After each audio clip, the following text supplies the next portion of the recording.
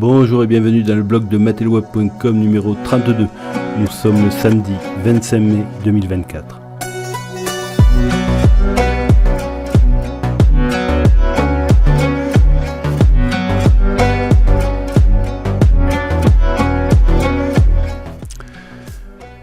Aujourd'hui, j'ai un message pour mes amis complotistes. J'aimerais vous proposer une autocritique du complotisme par un complotiste.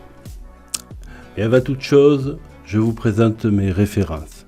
Évidemment, pas injectées, banni de Facebook un nombre de fois incalculable entre 2020 et 2022, auditeur attentif du professeur Raoult, de Jean-Dominique Michel et de Louis Fouché.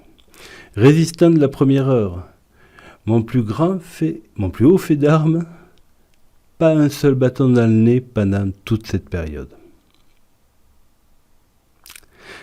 C'était vraiment salutaire de ressentir cette communauté durant toutes ces années noires de discrimination et d'insultes dans les médias. Et seulement là, je le précise. Nous ne regardions pas si nous étions de gauche ou de droite. Le principal était de nous soutenir les uns les autres.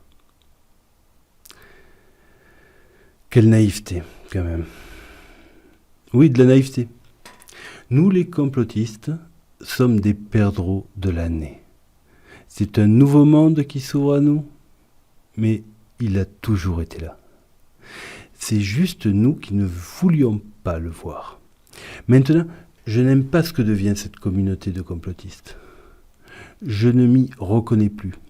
Si je devais être très dur, je vous dirais que vous utilisez maintenant les mêmes armes que vos adversaires. La peur. Vous allez jusqu'à invoquer Lucifer, sans déconner.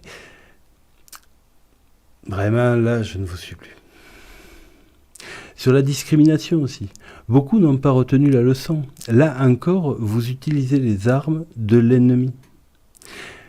Parce que vous le vouliez ou non, les transhumanistes sont déjà parmi nous. Tous ces concepts de « je suis autre chose que ce que je suis », concepts qui me dépassent complètement. Par contre, nous avons un impératif de vivre ensemble. Je précise qu'il n'y a pas d'alternative. De plus, si effectivement le transhumanisme est la voie choisie par l'évolution, je veux dire une majorité d'humains, alors personne ne pourra l'arrêter. C'est comme un néandertalien qui voudrait arrêter la conquête de Sapiens. Ce n'est pas raisonnable. Ce n'est pas votre vision du monde qui va prévaloir, ni la leur, mais un mélange des deux. Et surtout, je crois à l'importance d'accepter maintenant de faire le deuil de l'ancien monde. L'humanité dans son ensemble a adopté un pacte homme-machine. Vous pouvez vous réveiller aujourd'hui et ne pas l'accepter. Cela ne changera rien.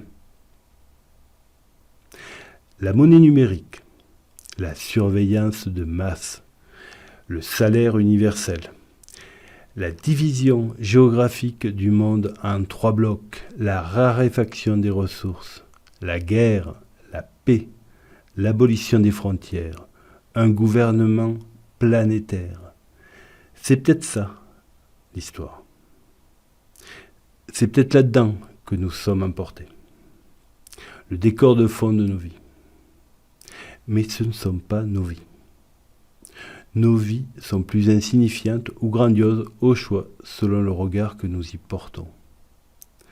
Aujourd'hui, nous sommes pleinement entrés dans la société du spectacle tel qu'énoncé par Guy Debord.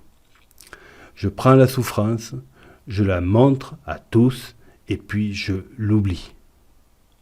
Et les complotistes, comme leur théorie du complot, font pleinement partie du spectacle maintenant. Et c'est précisément pour cela que je prends mes distances maintenant. Je ne suis pas fan des réunions d'anciens combattants. Ce qui me fait m'éloigner de vous, c'est cette révolution aussi qui s'accomplit actuellement, sous nos yeux. La révolution de l'IA et les conséquences de ces applications sur nos vies. Je le répète, le pacte homme-machine a été signé depuis longtemps. La machine propose de nouveaux territoires à conquérir pour l'homme. Les internautes du monde entier sont des migrants en terre inconnue sur Internet. C'est un Far West technologique. Et il faut aborder ce nouveau continent avec tout l'espoir d'un migrant. Une dernière chose. C'est la dose qui fait le poison. Les complotistes sont devenus paranoïaques. Mais ce n'est pas grave. Le message s'est répandu et plus rien ne peut l'arrêter.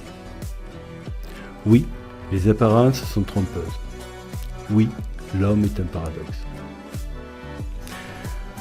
Voilà, je vous remercie pour votre écoute et je vous dis à la prochaine fois.